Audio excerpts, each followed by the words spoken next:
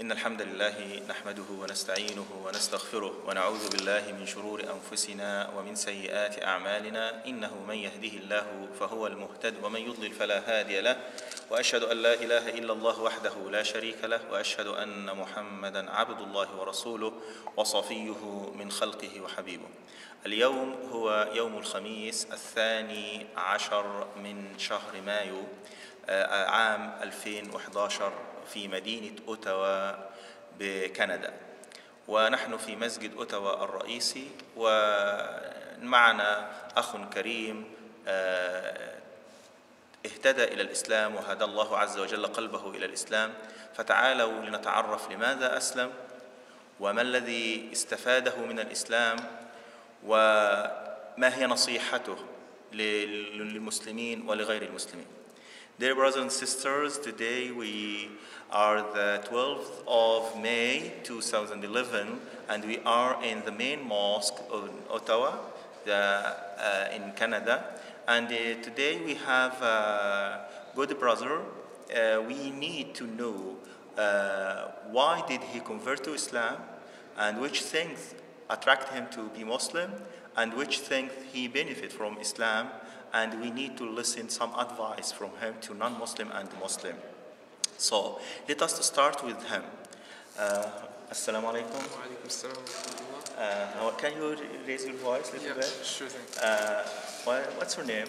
Carlos Rodriguez. Carlos. Yeah. So how long have you been Muslim? For just about over a year now. Over a year.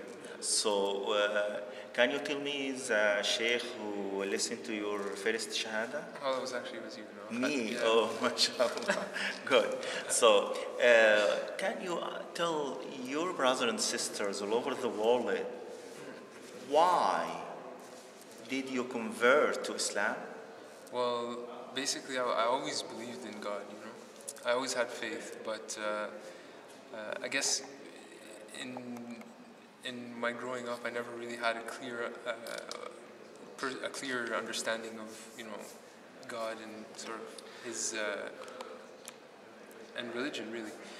But I was always interested in religion, and I grew up Catholic. I was raised Catholic, and you know, my parents always had told me, you know, like, you know, believe in God, and you know, religion was sort of a part of my life in that I believed in God, but I never practiced really. Like, I maybe went to church on Christmas and, you know, Easter, and that was it.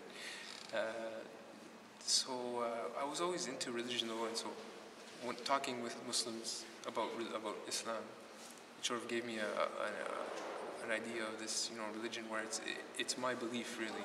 There's no God but God. And seeing this and seeing sort of like the logical appeal of Islam, I felt really attracted to the religion, and subsequently I converted because, well, I've always been a person that when I see like something that's true, I grasp it and I incorporate it in my life, in my lifestyle. And Islam was one of those things.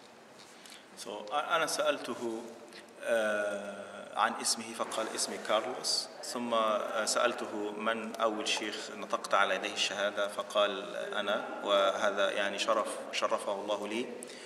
ثم سألته لماذا أنت أسلمت؟ فقال يعني أنا كاثوليكي وأنا مؤمن بالله أو بوجود الإله، لكني لم أمارس، لا أذهب إلى الكنيسة مجرد يعني في عيد أو غير ذلك. فلما يعني درس عن الإسلام وأخبره بعض الأصدقاء عن الإسلام، فاكتشف أن الإسلام يتوافق مع فطرته ويتوافق مع يعني تكوينه، فأسلم وبدأ يمارس الإسلام. So can you tell me which things attract you in Islam? Which things make you Muslim? Yes, you told me or told us that this is your fitrah inside yourself, your naturality. But which things exactly attract you to be Muslim? Well, it started, I guess, with sort of like I was with some of my friends. One of them was Muslim, and the other one is the son of a priest. It's not Catholic, but it's a Lebanese church there. And we were talking one night. We were talking about religion and about, you know, the concept of the Day of Judgment, and you know, we ended up talking about all kinds of things like the Antichrist, Masih ad-Dajjal, and all of these types of things. And I was really interested in sort of like the Islamic perspective, which had, the Muslims seemed to be really certain about, what he believed in, and this obviously was something that led me to do more research on the Islamic perspective of the Antichrist, the Day of Judgment. But what is the relation? This is the son of the priest, so he told you about his belief. Well, we were speaking about it. It was interesting because we were Islam. We were all open to religion in general. It was not necessarily. It was a priest and the son of a priest and a Muslim, right? Good. So we were talking about all kinds of topics. It was very interesting conversation. And so this is the beginning? it's one of the main things that sort of sparked my interest in Islam. But who told you about Islam? This guy? No, I had known about Islam. I mean, I didn't know. So you talked in general? Yeah. But you discovered that in Islam talk about the Antichrist or the Dajjal, and so this is attract you? Well, it got me. What I liked more importantly was the certainty with which the Muslim was sort of Yaqeen, saying certain, that. yes. Yeah. And sort of like in Christianity, you don't have this sort of like very clear concept of the Day of Judgment. This very clear understanding of the Antichrist and what's going to happen. For example, after death, like the judgment itself, what happens. And so this intrigued me, and so I started doing research on my own in Islam, and this is what really, like, I started, watching videos on YouTube and all of these things, and I found that I really like the logical appeal, and also the fact that you can believe in the scriptures.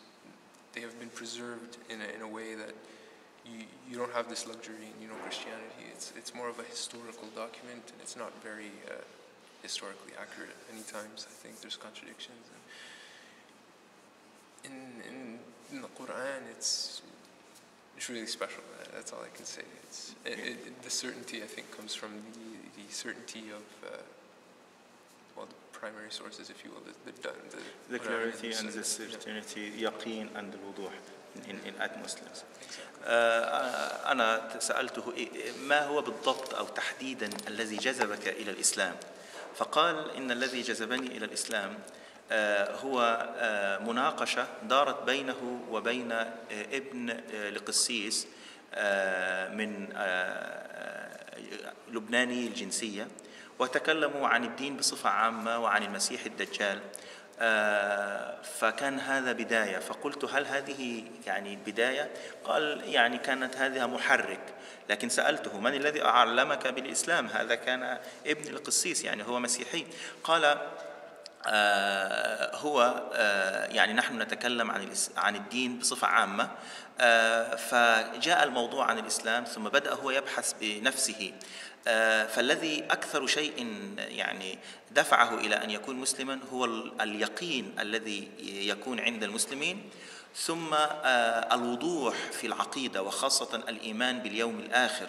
فوجد نفسه أن هناك تفاصيل كثيرة بعد الوفاة وما يحدث في القبر وفي الدار الآخرة ليست واضحة في الديانات الأخرى، فمن هنا كان هذا أول أو من الأشياء التي جذبته إلى الإسلام.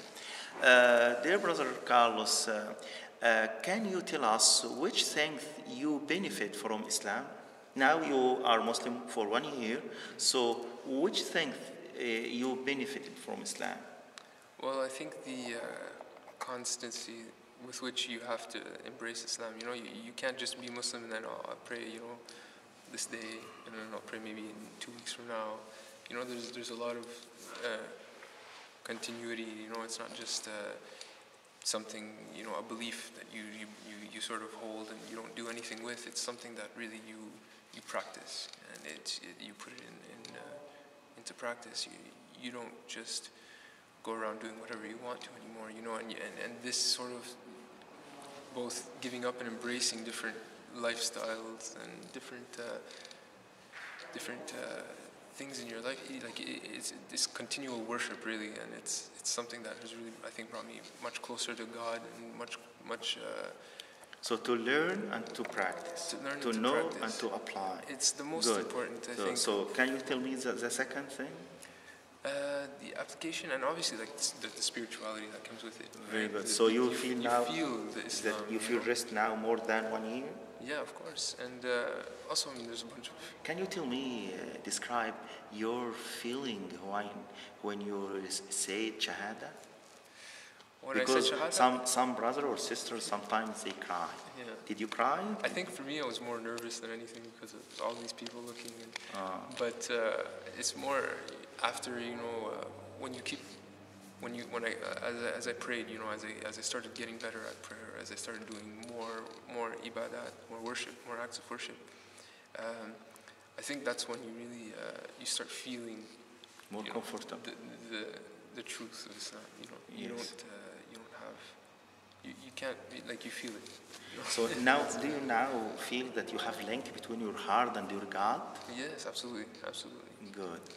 أنا سألته عن الأشياء التي تعلمها من الإسلام، فقال تعلمت من الإسلام أن أجمع بين المعرفة والتطبيق والممارسة، وهذا جيد يعني لنا كمسلمين، لأن هؤلاء الذين يدخلون في الإسلام حديثا يكون هدفهم أن يتعلموا ويطبقوا كعهد الصحابة رضوان الله تعالى عليهم، وهذا يعني درس نتعلمه نحن.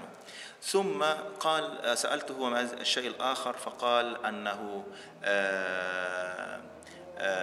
ماذا قلت عن what you said about the second lesson you said قال الروحانية، يعني هو روحانيته تحسنت وشعر براحة، فسألته عن شعوره حين نطق بالشهادة، لأن كثير من الإخوة والأخوات يبكون أو يدمعون عند النطق، فقال أنا كنت يعني إلى حد ما متوتر لأني ذكرت الشهادة في ملأ من الناس، كان بعد جمعة، لكنه بعدها شعر أن الإسلام يعني يتغلغل في قلبه، فسألته هل يوجد الآن، هل تشعر باتصال بين قلبك وبين ربك؟ فقال نعم، وكلما مارست الإسلام كلما قوي هذا الشعور. So dear brother Carlos, can you give advice, a short advice to non-Muslim? What you say to non-Muslim? To non-Muslims, well, I mean, there's not much I can really say to them. I found something I like. I think to question, I guess, your beliefs, to question the meaning of life. This is important, I think. Good. In general, you don't have to be Muslim to do this, and it's important to have. I think it's important to have a good worldview, and. So you think that when we realize the reality of this life, this will lead us to believe in Allah, in the oneness of Allah. Yeah. Good. So what else? Well, that's sincerity, I guess. Sincerity. So you advise them to be sincere with themselves. With yourself, yeah. Good. Good. So what about, but let me to finish this translation for you. I just told him, I asked him to give advice to, سألته أن يعطي نصيحة لغير المسلمين، فقال أول نصيحة أنصحها لهم أن يعرفوا حقيقة هذه الحياة ولماذا وجدوا ولماذا خلقوا، لأن معرفة حقيقة هذه الحياة ستؤدي بهم إلى الإيمان بوحدانية الله. ثم قلت وما الشيء الآخر؟ فقال الإخلاص، أن يكونوا صادقين مع أنفسهم، فهذا الصدق سيقودهم لا محالة إلى التوحيد. Do you know that many non-Muslims has Islamophobia and they fear from Islam, they are feel that Islam oppress women, something like that. Did you feel that before Islam? Before Islam, honestly, there's a lot of rumors that I think it's hard not to have this sort of idea in the back of your mind with the media and everything, targeting Muslims and giving a very bad image of Islam. Once I became Muslim, though, I found that everything has its place in the whole picture, in the bigger picture, and it's not, to say that Islam oppresses women is, I think, completely wrong. And I found that when I found this out, it actually was one of the things that really pushed me, like, to really embrace Islam. Is this sort of like, well, it's not really like what it's been set out to be, but it's really something actually quite beautiful because everything makes sense in the greater context. Everything works well together. Good. To me, it's. But how can we protect Muslim community from Islamophobia, or how can we clarify these misconceptions or these rumors? I think the main thing is to just basically tell non-Muslims what Islam is, because they don't know what Islam is, right? I mean, do you know what a Sikh believes, right? No, and most people don't, and it's the same thing with non-Muslims looking at Muslims. They have no idea what Islam is. They have no idea what Muslims believe in. They have no idea what Muslims practice. They know we fast during a month, and that's it. And then, our women wear hijab, but they don't know really what is Islam. They don't know what our belief system is. Good. I asked him about سألته عن ما رأيه في الخوف من الإسلام فوبيا. هو قال أني أنا نفسي تعرضت للإسلام فوبيا قبل الإسلام، فسألته كيف نزيل هذا اللبس أو نوضحه. قال أن نعرف الناس عن حقيقة الإسلام، المنهج الحقيقي للإسلام، فحين يعلمونه سيشعرون بود تجاه الإسلام. Finally, dear brother Carlos, I need to give advice for Muslims. So if you address youth, Muslim youth, so what can you say to them, advise them to adhering to the morality of Islam and the Islamic system? The same advice I gave to non-Muslims, Yes. and the added advice to practice. I think that's to pray. Yes. Same thing. Sincerity. To question the reason, the purpose of your life. Good. To find meaning, and I think really embracing Islam, not just letting it be some cultural heritage that you have among other cultural haseds.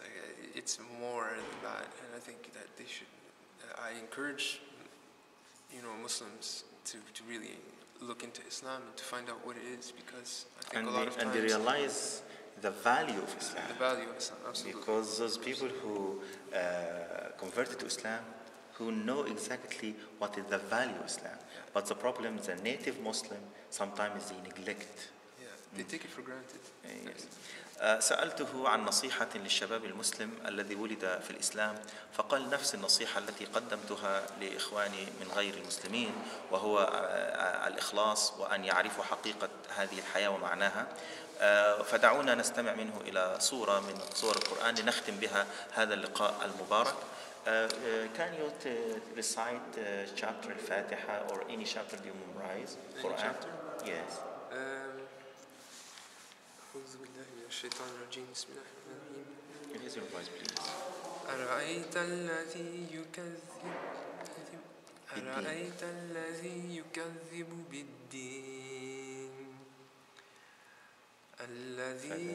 فذلك الذي يدعو اليتيم. Good. ولا يحض على طعام المسكين. أحسنت. فويل للمصلين الذين هم عن صلاتهم ساهون الذين هم يراءون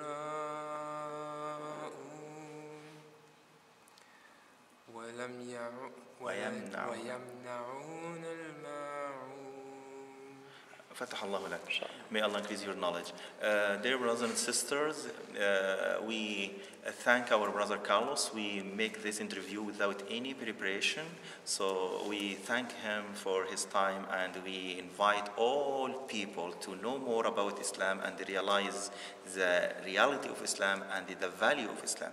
أيها الإخوة والأخوات، في ختام هذه الحلقة المباركة نشكر أخانا الأخ كارلوس على وقته، ويعني لم يوجد إعداد لهذا، وإنما يعني كان بعض الأخطاء التقنية أو الفنية، لكن هو يعني نشكره على جهده وعلى نصائحه، وندعو جميع الإخوة والأخوات مسلمين وغير مسلمين أن يدركوا حقيقة هذه الحياة ليتعرفوا على ما ينفعهم في الدنيا والآخرة. وجزاكم الله خيرا، وإلى لقاء مع حلقة قادمة وأخ آخر هداه الله وهدى الله قلبه إلى الإسلام، قلوب عرفت طريق ربها. السلام عليكم ورحمة الله وبركاته.